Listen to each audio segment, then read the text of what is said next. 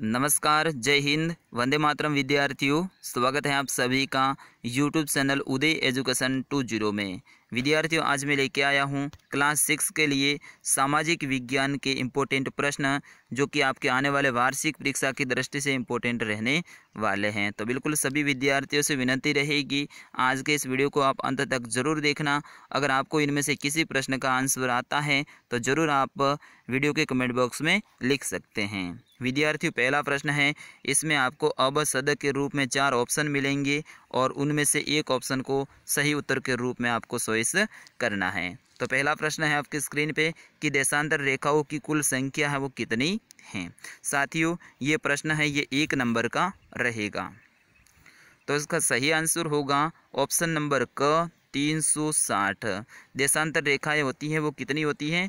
360 होती हैं, जो कि अपने ग्लोब में उत्तर से दक्षिण की ओर खींची जाती है। और विद्यार्थियों, अक्षांश रेखाएं होती हैं, उनकी संख्या होती है 180 और ये पूर्व से लेकर पश्चिम की ओर खींची जाती हैं। ये भी फैक्ट आप ध्यान रखना। बढ़ते हैं विद्यार्थियों अगले प्रश्न की ओर।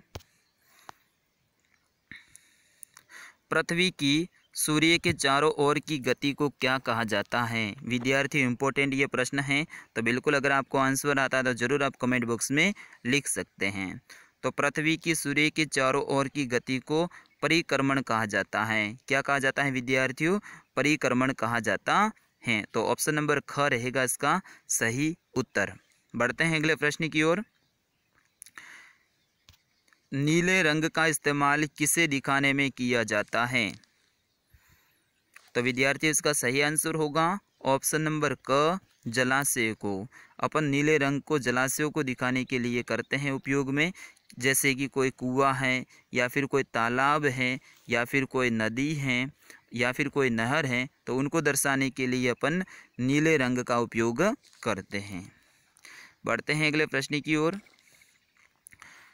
दिक्सूचक का उपयोग किया जाता है। तो विद्यार्थियों, इसका उपयोग करते हैं दिशाओं का पता लगाने के लिए, यानी मुख्य दिशा का पता लगाने के लिए। अपना ऑप्शन नंबर ख रहेगा इसका सही उत्तर।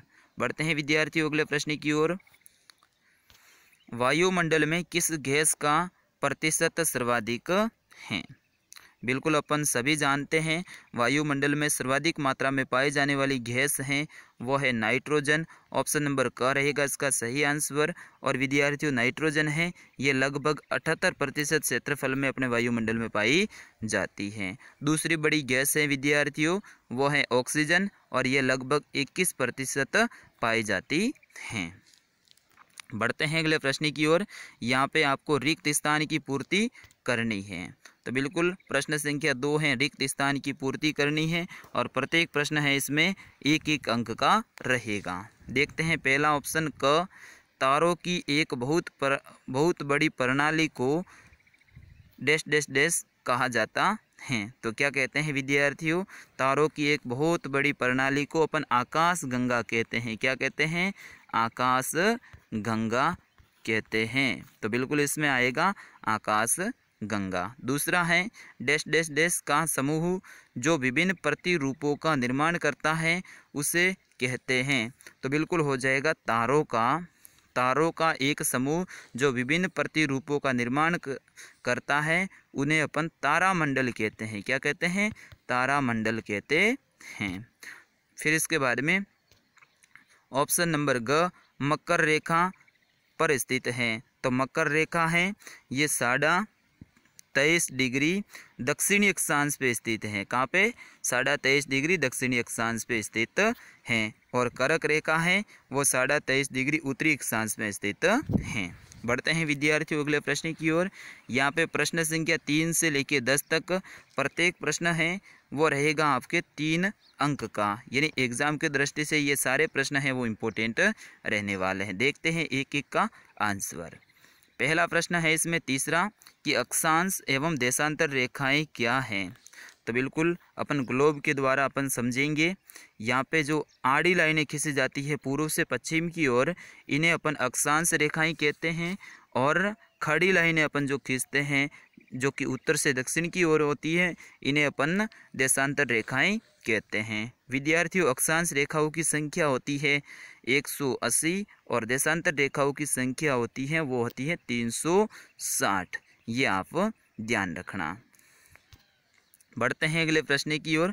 प्रश्न संख्या 4, करक रेखा का अक्षांशीय मान क्या है? अभी मैंने आपको बताया था करक रेखा का अक्षांशीय मान है 23.5 डिग्री उत्तरी अक्षांश।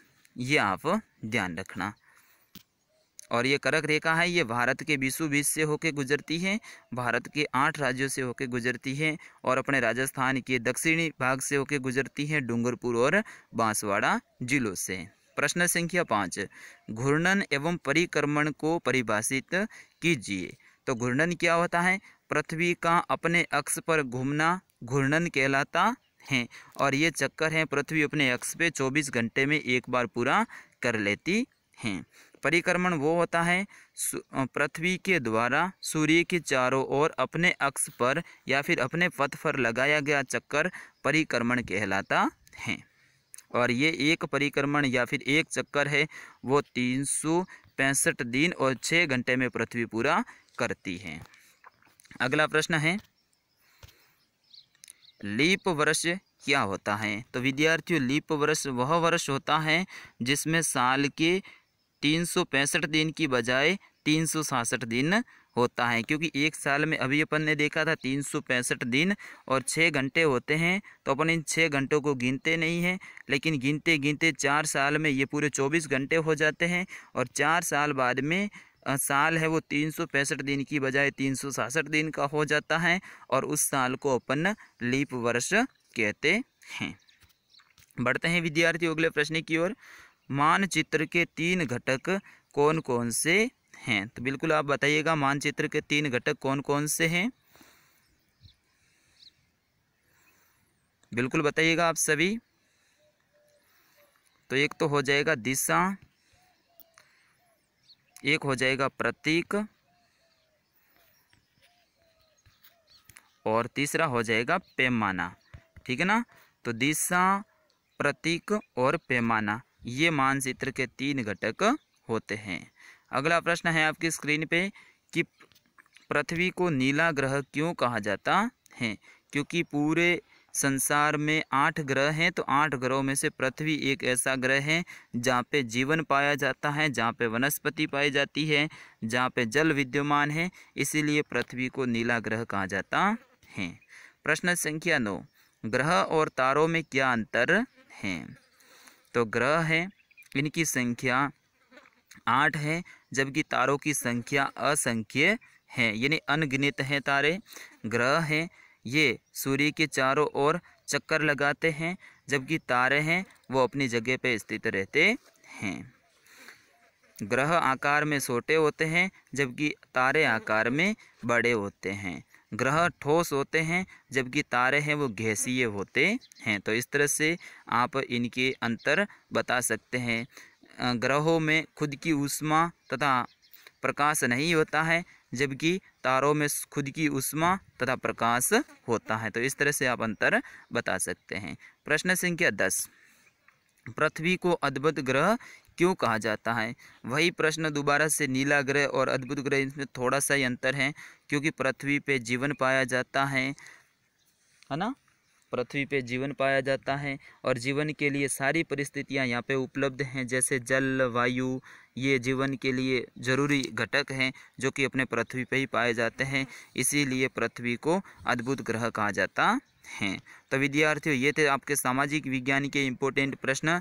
वीडियो कैसा लगा आप ज़रूर कमेंट करके बताइएगा और इस वीडियो को आपके दोस्त है ना उन तक भी आप आगे ज़रूर भेजिएगा। मिलता हूँ अगली क्लास में, तब तक के लिए जय हिंद, वंदे मातरम। अपनी तैयारी यूँ ही जारी रखिएगा।